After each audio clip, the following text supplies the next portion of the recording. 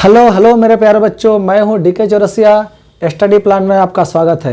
आज हम 2 मार्क्स का फिजिक्स का क्वेश्चन लेकर आए हैं, जिसमें मैंने 11 क्वेश्चन बनाया, मतलब 11 क्वेश्चन मैंने क्या डिस्कस किया था, लेकिन आज फिर मैं 11 क्वेश्चन डिस्कस करने जा रहा हूं। आइए चलते हैं। सबसे पहला क्वेश्चन है कि रेखीय आवेश घनत्व।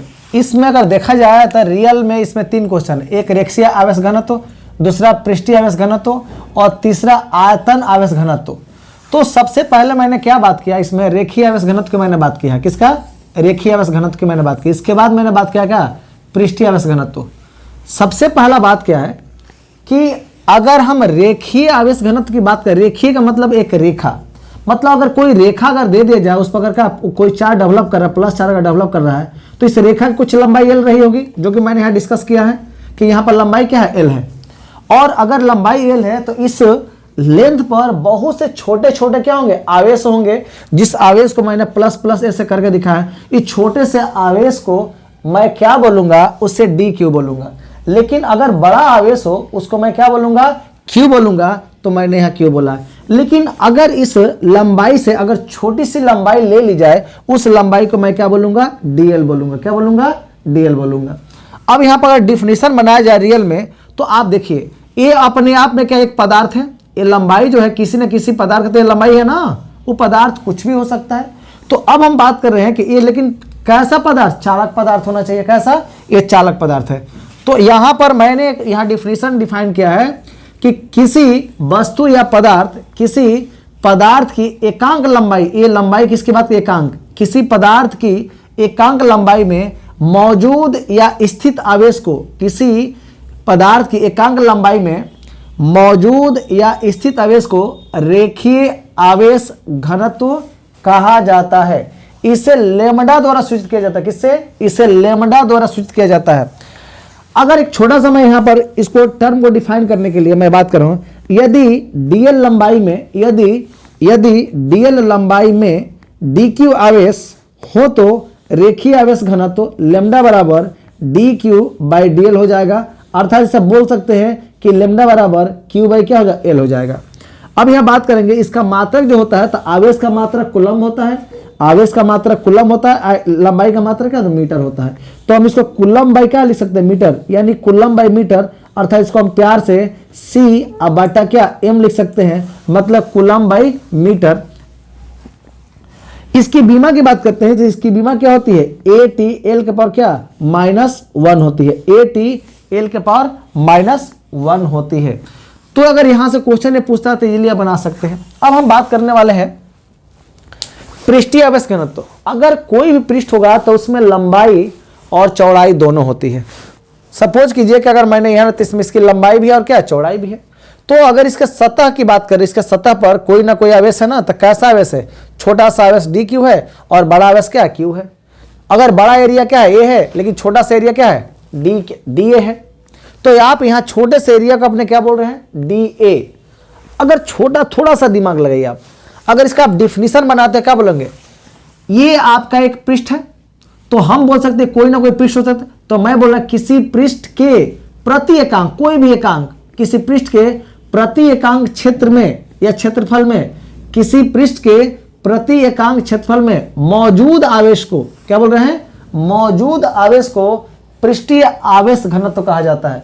मौजूद आवेश को पृष्ठीय आवेश घनत्व कहा जाता है। इसे सिग्मा द्वारा सूचित किया जाता है। किससे? इसे सिग्मा द्वारा सूचित किया जाता है। यदि मैं ले लेते हैं, यदि आवेश डी क्यू, यदि आवेश क्या है? डी क्यू, ऐसे लिख सकते हैं, चाहे ऐसे लिख लीजिए, बड़ा में अगर मैंने लिखा तो बड़ा में लिख लीजिए। यदि आवेश डी क्यू एक क्षेत्रफल डीए में स्थित है, एक क्षेत्रफल डीए में स्थित है, तो पृष्ठीय आवेश घनत्व सिग्मा बराबर D Q by D A हो जाएगा। अब थोड़ा सा दिमाग फिर आपको लगाना है। इसका मात्रक क्या होता है? तो आवेश का मात्रक कूलम होता है और आपका एरिया का मात्रक क्या होता है? मीटर स्क्वायर होता है। तो मैं लिख सकता हूं कूलम बाई क्या? Metre square. और उसको मैं प्यार से लिख सकता हूं कूलम मीटर के पावर क्या? -2।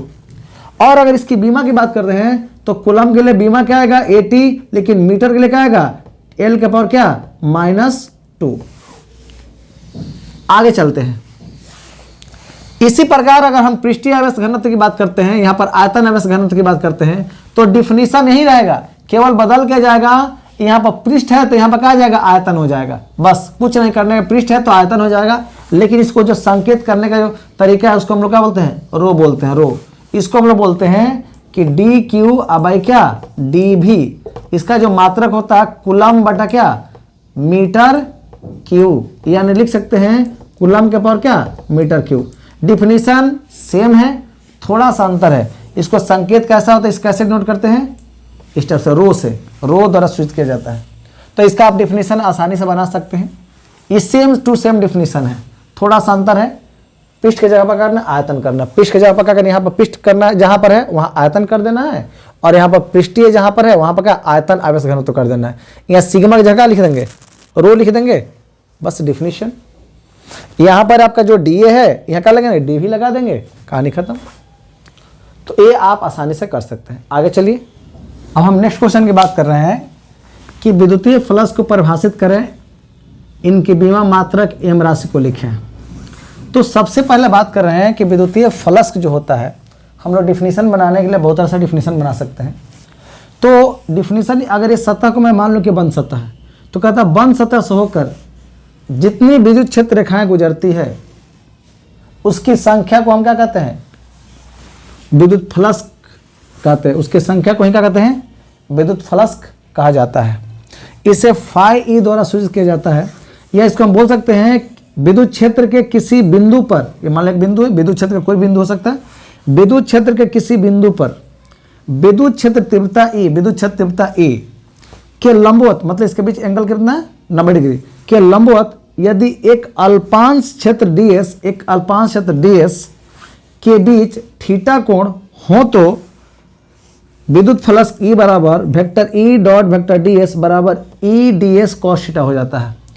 अब हम लोग बात करने वाले हैं कि अगर कुल सतह से अगर संबंध, कुल विद्युत फ्लक्स, अगर ये पूरा सतह की मैं बात कर रहा हूं, तो इसे जितने भी विद्युत फ्लक्स अगर आ रहे हैं प्रत्येक पॉइंट पर अलग अलग, मतलब जितने पॉइंट है इसके यहाँ अलग होगा, यहाँ अलग होगा, यहाँ अलग होगा, यहाँ अलग, सभी सतह से संबंधित कुल विद्युत फ्लक्स जो होगा कि फाई बराबर integration of E D S. याद रखना, अगर कुल की बात करेंगे तो आप ऐसे लिखोगे, लेकिन केवल विद्युत फ्लक्स अगर किसी पॉइंट पर बात करेगा तो आप लिखोगे E D S cos theta, चाहे लिख सकते हैं vector E dot D S लिख सकते हैं। लेकिन जब भी कुल की बात करेगा तो इंटीग्रेशन जरूर लगाएंगे। अगर आप इंटीग्रेशन नहीं लगाओगे तो आपका ये गलत हो जाएगा।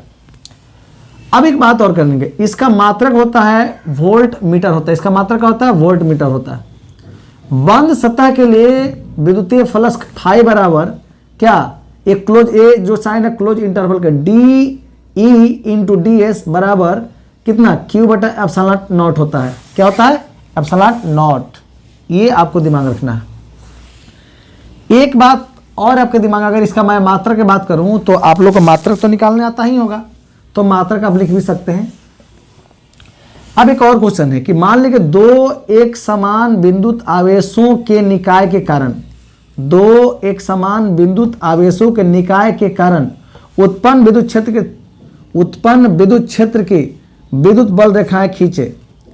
अगर मान लो कि अगर आवेश एक समान हो, मतलब अगर ये भी धनात्मक है, ये भी धनात्मक हो, तो आप क्या जानते हो कि अगर समान आवेश के बीच का तो प्रतिकर्षण होता है या विकर्षण होता है।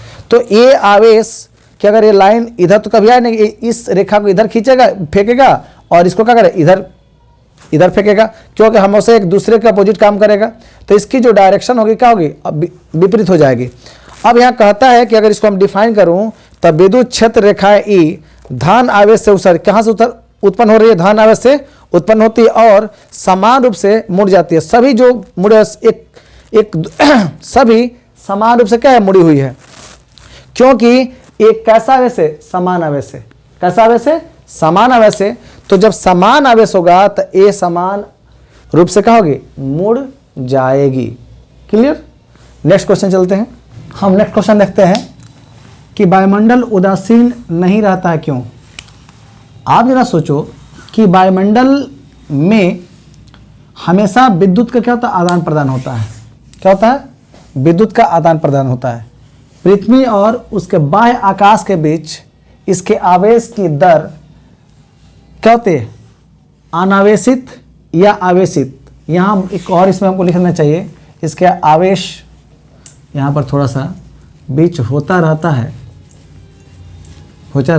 आवेशन, आवेशन की दर, आवेशन की दर, आवेशन की दर, आवेशन की दर, आवेशन की दर या अनावेशन की दर हर समय क्या होता है, बदलते रहता है।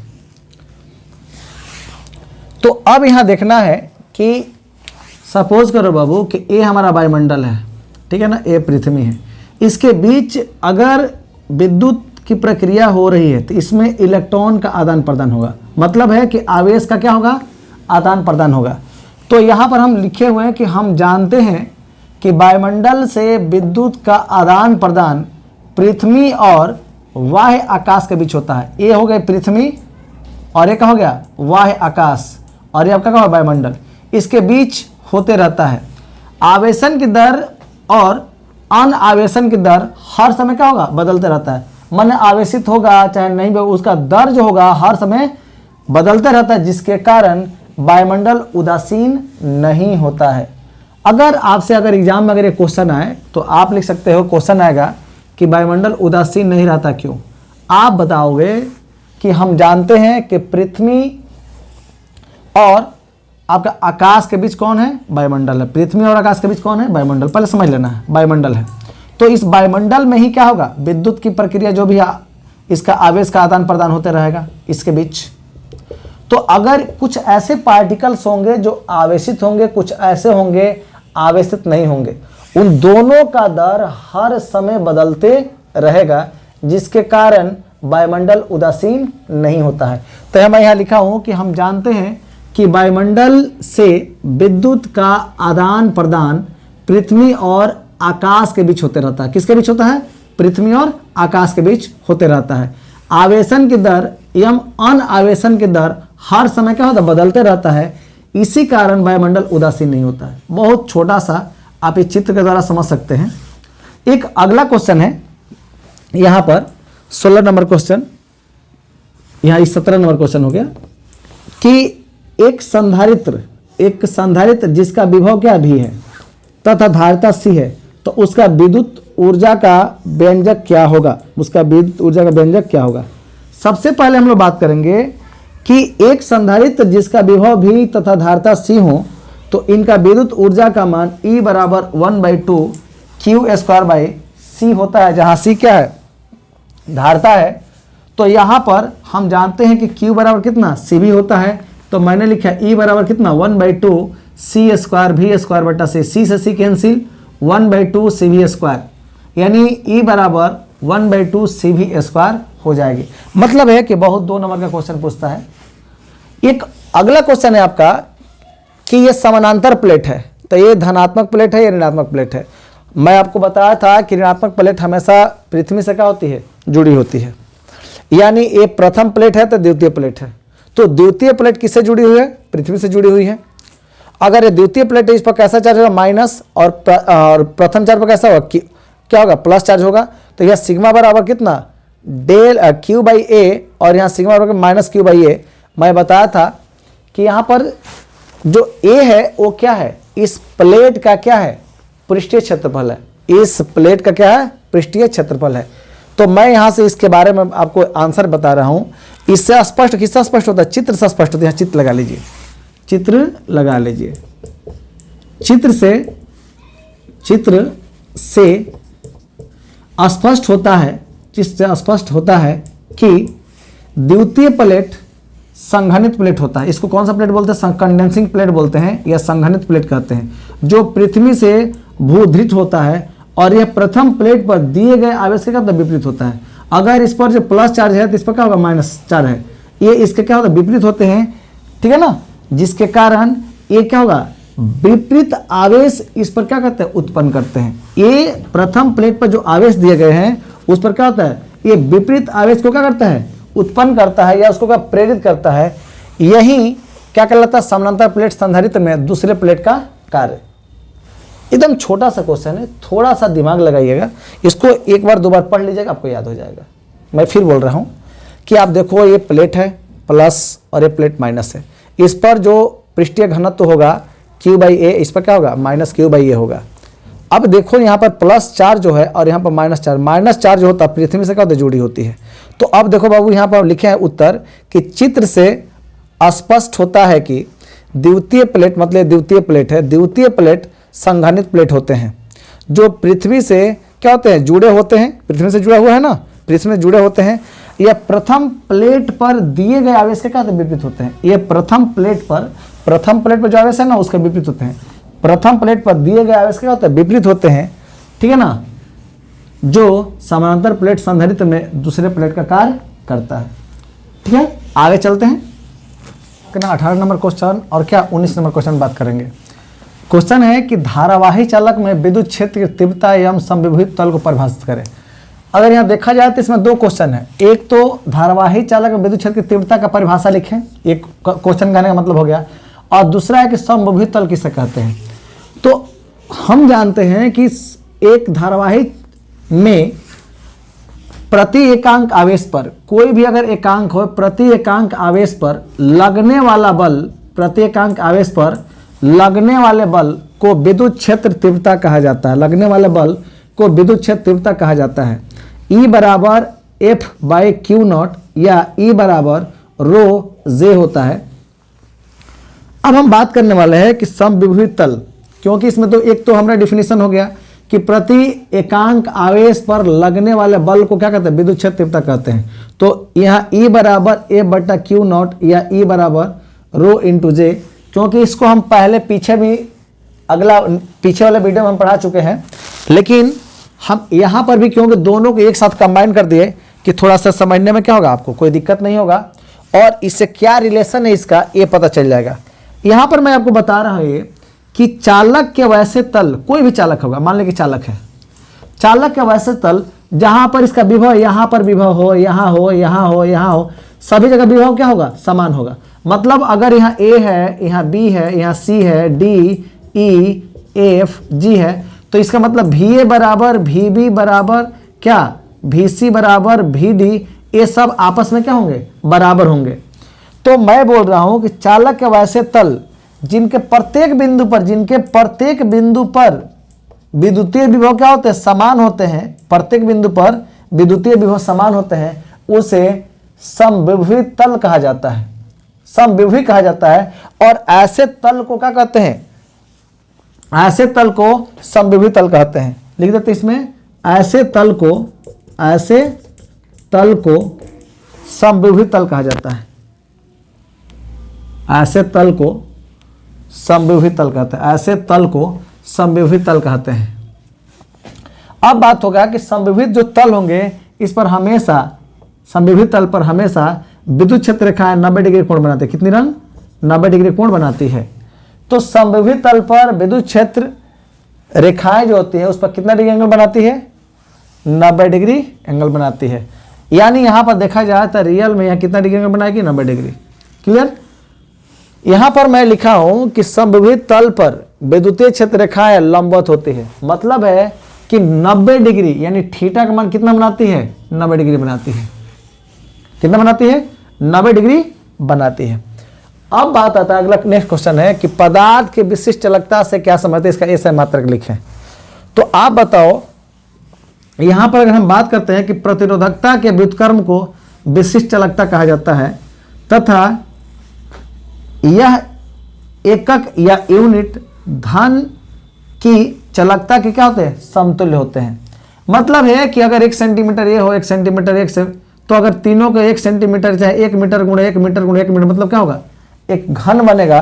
तो वही कह रहा कि एकक या यूनिट घन की चालकता के क्या होते हैं समतुल्य होता है चाहे तुल्य होता है। अब बात एक आपके दिमाग में होना चाहिए कि इसका अगर मात्रक की मैं बात करूं तो इसका प्रतिरोधक यहाँ पर विशिष्ट चालकता का मात्रक होता है, मैं यहाँ लिख सकता हूं कि 1 बाई क्या रो लिख सकता हूं 1 बाई रो। तो अब इसको हम लोग 1 बाई रो को हम क्या सिग्मा लिखते थे, क्या सिग्मा। तो अगर इसको मैं चेंज करूं तो रो बराबर क्या होगा पर ओम और क्या और पर मीटर।